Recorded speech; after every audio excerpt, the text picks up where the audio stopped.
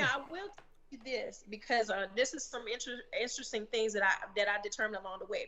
So also cold showers help, fresh air helps, Oh yeah. cool temperatures help, dark help, like dim lit rooms help. And then there's always the old faithful, take a nap. You know what I'm saying? If you start to feel Mm. overwhelmed, you know what I'm saying? So you can, if you're home, you can take a quick shower, quick cool shower, get some fresh air, Nice. um, cooler temperatures, not a warm stuffy room, but a cooler room and a dark room. They help. Because I had a friend text me a few weeks ago, and she actually, because she knows that I did what she said, pray for my anxiety. Right. And I said, I'm leaving from work now, and I'm heading home. What do you have any advice for me? I said, get home, Right. don't turn any lights, no noise, and Mm. go take a nap. Facts. And when you wake up, everything is just fine. Fast. Let's go. Fine and dandy.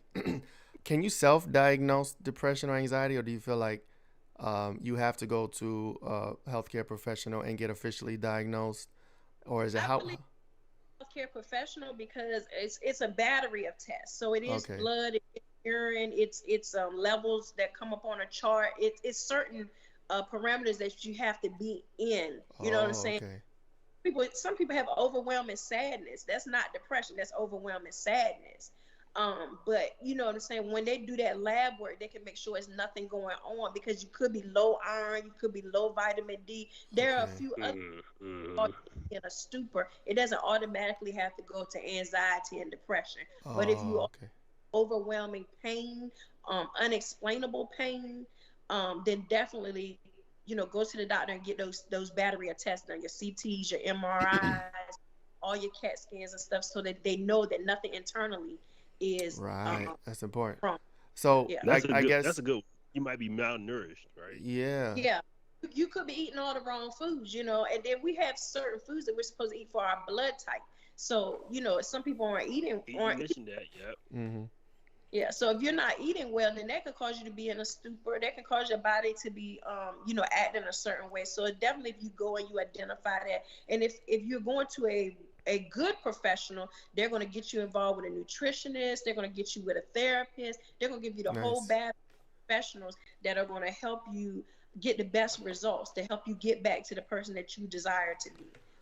That's important. I'm glad I asked that question because I feel like at any given time I could if I'm going through my ebbs and flows and I feel down, I would ask myself internally like, is this depression? I don't know, but then I'll be fine the next day. But it's important, like you said. So if you officially go to a medical professional and they make sure physically everything is good, and you still Hmm. maybe have some issues, then that's where they can diagnose. Okay, like with you, nothing was physically wrong, right? But so we went through the process. So I think that's important for people to know. So that's what's up. That's dope. I don't think I'm depressed. I just probably need to stop drinking.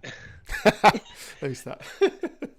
It is because people look at men who have issues. Taraji P. Henson just came out with this whole thing because she lost her son to suicide. So she's bringing more Wow. awareness to males and mental health and suicide awareness and suicide prevention and stuff like that. So don't ever be afraid to talk to somebody, even if it is a licensed therapist. If you don't feel like you can talk to your spouse, your partner, your close friends, do seek out therapy. There's 1-800 numbers that are available that you Right. can contact them, and it's totally, anonymous. If you have a decent healthcare plan, Medicaid or on your employer or whatever, those services are provided to you. You just flip your insurance card over. There's a 1-800 number. You tell them what service it is that you're seeking, so that they can get you lined up with somebody that can help you to get those. Like I said, it's just another thing. As like I said, the writing helps you get those Right. that emotions out. Talking to someone helps you get those. Hmm. That's important. Yes. Thank you for the message. That's definitely important. Y'all For hear sure. that? I think it was. I think it was Regina King's son, right? Regina No, King. no, it was it Taraji lost her son too. who was it? I think of Regina. Regina King was the most recent black actress that I know. Oh, I She gotta lost her son too. cut Jesus. that, Yeah. cut that out, cut that part. Now that's the name of the show. We figuring shit out. So that's the whole point. That's why I double checked. I was like, thing is, I'll dub over your yeah. voice on that part and say Regina King every time you say Taraji. No, but that's a message that's important. People, check yourself That out. is important. You know what I'm Yeah. saying? Monitor yourself. And I think out of all the things that we talked about, I think awareness is probably the most important because like you could feel down and not think about it and just think that's how you're supposed to feel or think that's Mm-hmm. how life is, and that's not good either because a lot of people just succumb or just don't do anything to better the situation, just feel like that's how they're supposed to feel.